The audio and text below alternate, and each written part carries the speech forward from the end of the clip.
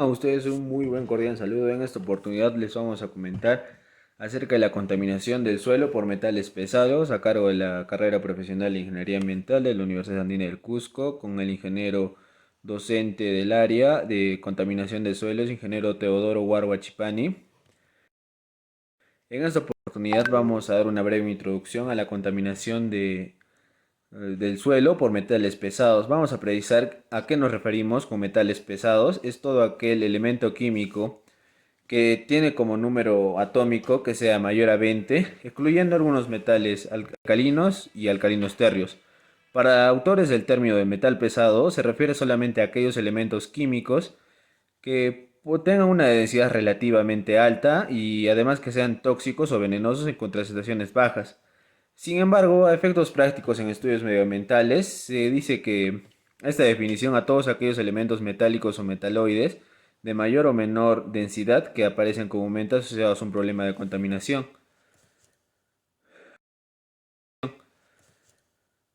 Para precisar las fuentes que realizan contaminación en el suelo a partir de metales pesados, vamos a mencionar algunas fuentes, las primordiales. Vamos a dar a conocer la contaminación del suelo por metales pesados. Depende mucho en qué concentración se da el metal pesado dentro del factor suelo. En la concentración se puede encontrar precisamente en las rocas, así como los procesos fotogénicos que han invertido en la génesis del suelo. Normalmente se concentran contenidos muy bajos, de tal forma que la toxicidad en estos suelos es rara muchas veces. Entre las fuentes antropogénicas que proporcionan metales pesados se pueden citar algunas como las que voy a mencionar. Los residuos industriales, eso es una fuente de metales pesados de alta contaminación, ya que existen numerosas industrias que generan residuos enriquecidos en metales pesados, como el caso de las industrias farmacéuticas, las petroquímicas, la metalurgia o la fabricación de pinturas, barnices disolventes, baterías. La composición de estas varía mucho en general, ya que industrialmente estas incluyen metales como el cadmio, el cromo, el mercurio, el níquel, el plomo, procedentes en muchos casos de emisiones de polvo y derrames de materias primas, residuos y el producto final como las cenizas del combustible, así como emisiones de procesos de alta temperatura. Otra fuente son los fertilizantes. ¿Por qué nos referimos a los fertilizantes? Porque es en práctica común los agricultores para mejorar la fertilidad de las áreas de suelo de cultivo tienen especialmente eficiencia en nutrientes esenciales para el desarrollo de las plantas, como son los macronutrientes, tenemos al nitrógeno, al fósforo, al calcio y al magnesio, y los micronutrientes como el boro, el cobre, el cobalto, el hierro, el manganeso, el molibdeno. Esta práctica es especialmente utilizada cuando se llevan a cabo sistemas intensivos de cultivo, ya que en este caso se pueden satisfacer elevados requerimientos nutricionales. Otra fuente son los plaguicidas. Los plaguicidas, ¿por qué? Porque tienen una producción efectiva en la agricultura y la horticultura. Se hace habitual la aplicación de cantidades ingentes de pesticidas que tienen bastante impurezas ricas en metales pesados. También se han utilizado como fungicidas en cultivos de campo y plantaciones de diversos compuestos. Acá tenemos al plomo, al arsénico, al cobre y al mercurio. En los biosólidos y el estiércol tenemos como los abonos de ganado, el compost y los logos, estaciones depuradores. En el caso de la planta de tratamiento de Sedacusco, promueve utilizar estos biosólidos para un mejor cultivo, ya que estos contienen metales pesados como el arsénico, el cadmio, el cobre, el mercurio. Tradicionalmente se ha fertilizado con estiércol, considerándose un buen fertilizante, ya que ciertos desechos animales tales como las aves de corral y ganado brindan un buen factor de cultivo para la agricultura.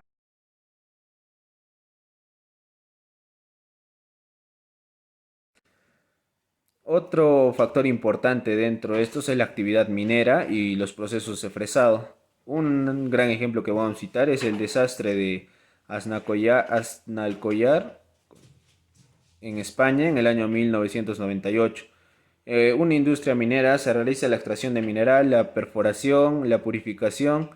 De estas actividades se generan muchos residuos frecuentemente ricos en metales pesados por escorrentías, filtraciones.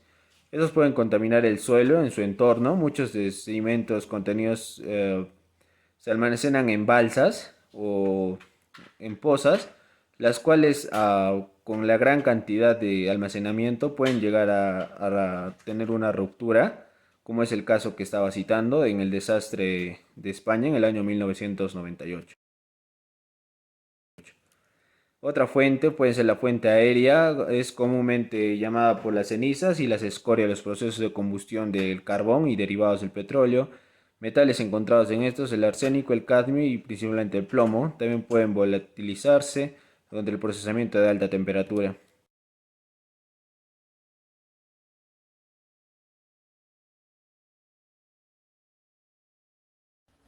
La dinámica y disponibilidad de los metales viene influenciada por las condiciones físico-químicas del suelo en el que se encuentran, mientras que los constituyentes tanto orgánicos como inorgánicos del suelo son los que en gran medida condicionan los mecanismos de retención de metales por absorción, complejación o precipitación, fundamentalmente. Además, las plantas y microorganismos del suelo también pueden interaccionar con los metales mediante mecanismos de extracción, estabilización, biosorción, bioacumulación, biomineralización y biotransformación. Los metales tóxicos en los suelos no pueden ser destruidos, pero sí neutralizados. También pequeñas variaciones en las condiciones del medio edáfico pueden liberar los metales anteriormente insolubilizados, por lo que es necesario realizar un seguimiento. Las formas en las que se pueden encontrar los metales en el suelo son solubles en la solución del suelo. También los podemos encontrar como iones intercambiables de los coloides que integran el complejo de cambio. También formando complejos con la materia orgánica, estos que son conocidos como ácidos húmicos. También absorbidos en los óxidos e hidróxidos de hierro, manganeso y aluminio, sulfuros y fosfatos. También los podemos encontrar como constituyentes de los minerales del suelo. Existen diversos factores que afectan la disponibilidad de los metales pesados en los suelos, tales como el pH. La solubilidad de la mayor parte de los metales tiende a aumentar al pH ácidos y disminuir a pH básicos, debido a su precipitación como hidróxidos. También tenemos lo que es la textura. Bueno, los suelos de estructura fina probablemente proceden de minerales fácilmente alterables, que generalmente son la principal fuente natural de metales pesados. Los suelos de textura gruesa tienen minerales de baja alterabilidad. El otro factor son las condiciones de oxidorreducción. Metales como el cadmio, zinc, níquel, cobalto, cobre y plomo forman sulfuras relativamente insolubles en condiciones fuertemente reductoras. El otro factor que tenemos es la materia orgánica. El contenido de sustancias húmicas de un suelo afecta la disponibilidad de los metales pesados ya que forma complejos con estos, y así pueden migrar más fácilmente a las capas profundas. La capacidad de intercambio catiónico. Esta depende del contenido de sustancias coloidales del suelo, del tamaño y naturaleza de las partículas que conforman el suelo, del tipo de cationes cambiables y del pH. También uno de los factores que influyen son las mismas propiedades de los metales, como el potencial iónico, la electronegatividad, las condiciones de hidratación y su valencia, que influirán en el tipo de interacción que establezcan con las sustancias activas del suelo. Los principales metales pesados tenemos, bueno, principales metales pesados contaminantes del suelo tenemos lo que son el plomo. El plomo 2, por ejemplo, es la forma más común reactiva del plomo. Este forma óxidos e hidróxidos mononucleares y polinucleares. También tenemos el cromo, que las especies más comunes son el cromato y el dicromato, que tienen la capacidad de absorberse en la superficie del suelo. Y bueno, tenemos otros metales como el cadmio, el cobre y el mercurio y el níquel. Suelos contaminados. Un suelo está contaminado cuando se superan los niveles de fondo, sin embargo, actualmente es fácil superar esos niveles debido a la emisión de muchos contaminantes procedentes de fuentes domésticas, transporte, industriales, sin que suponga daños al menos evidentes en el ecosistema. Por esto es necesario mantener los niveles de contaminación dentro de los parámetros que aseguren la calidad de los suelos. El problema es implantar los criterios para determinar la fracción del metal que es responsable de los efectos dañinos. La fracción biodisponible, aplicarlos para valor del riesgo real o potencial. La fracción biodisponible depende del método de extracción y del organismo elegido para el estudio. Generalmente se pueden establecer los niveles de contaminación en el suelo en función de los valores toxicológicos, la dosis tolerable por exposición potencial desde el suelo y la exposición. Según la ley 22 del 2011 de residuos y suelos contaminados, un suelo contaminado es aquel cuyas características han sido alteradas negativamente por la presencia de componentes químicos de carácter peligrosos procedentes de la actividad humana, en concentración tal que comporte un riesgo inaceptable para la salud humana o medio ambiente, de acuerdo con los criterios y estándares que se determinan por el gobierno, y así se hayan declarado mediante resolución expresa. El riesgo de que un contaminante presente en un suelo se evalúa a partir de la concurrencia de tres factores: la concentración de contaminantes en el suelo, la exposición de contaminación a personas por diferentes vías y la toxicidad de las sustancias. De los métodos de análisis para contaminación de suelos por metales pesados. Los principales procedimientos para determinar la concentración total de los metales pesados se hacen a base de la digestión por ácido nítrico, ácido perclórico y ácido clorhídrico, o la combinación de estos mismos con el uso de agua.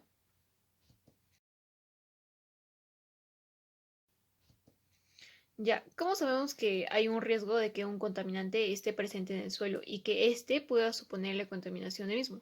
En este caso, se evalúa a partir de la concentración del contaminante en el suelo, la exposición a la contaminación de las personas por diferentes vías y, por último, también por la toxicidad de las sustancias.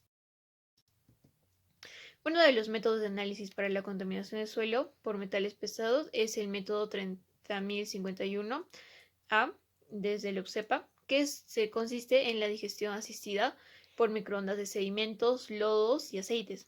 Este método de extracción por microondas está diseñado para imitar la extracción utilizando un calentamiento convencional con ácido nítrico o alternando ácido nítrico y ácido clorhídrico, de acuerdo con el método EPA 2002 y el método 3050. Este método no ha sido capaz de lograr la descomposición total de la muestra, ya que muchas de las concentraciones del análisis que se hace no refleja en su totalidad el contenido total de la muestra. Ya. Es más probable que la especificación de los metales en suelos sea más importante que su concentración, ya que estos mismos nos ayudan a determinar si estos son disponibles para las plantas o si se pierden a través del perfil del suelo. Existen 5 tipos de extractantes que son el cambiable, que se utilizan por sales de cloruro, nitrato y acetato, y también las fracciones asociadas a carbonatos, que son el acético y las sales de carbonato. También las fracciones asociadas a óxidos, que son el acético, las sales de acetato y agentes quelantes, como el citrato, dentro de un rango de pH de 2 a 6,5. Y también la fracción asociada a materia orgánica, fosfato, acetato, y también lo que es la fracción residual. Estos que son ácidos fuentes de nítricos y perclóricos. Hablamos acerca de los métodos de recuperación de un suelo contaminado. Estos se hacen a base de dos técnicas. La primera, que es la técnica in situ, que es cuando el suelo está contaminado, se puede tratar en el mismo lugar que se encuentra sin necesidad de excavar en el terreno. Luego está la técnica ex situ, que en este caso sí es necesario la excavación, extracción o dragar cualquier proceso para remover el suelo contaminado antes del tratamiento. Este se puede realizar en el mismo sitio, que en inglés es on-site, o lejos de él, que es off-site. La biorecuperación es una alternativa biológica que se usa a base de microorganismos vivos o sus metabolitos que acumulan, transforman y o degradan contaminantes. Y también se ayudan a base de tecnologías biológicas que involucran el uso de estos mismos. Luego está la fitorremediación. Es una técnica de remediación in situ que utiliza la vegetación y la microbiota asociada en el suelo y también es una técnica agronómica para disminuir la contaminación del suelo. Esta se da a base de la fitoacumulación, donde las raíces de las plantas absorben los contaminantes metálicos del suelo y las trasladan a sus tejidos superiores. Luego pasa por la fitoestabilización. En este caso, los contaminantes son absorbidos y acumulados por las raíces y estos mismos son precipitados a la rizósfera, lo que reduce su movimiento hacia el agua subterránea. Y por último está lo que es la fitofiltración, que se utilizan las raíces de las plantas o plántulas para absorber metales de aguas subterráneas y aguas residuales en lugar de remediar suelos contaminados.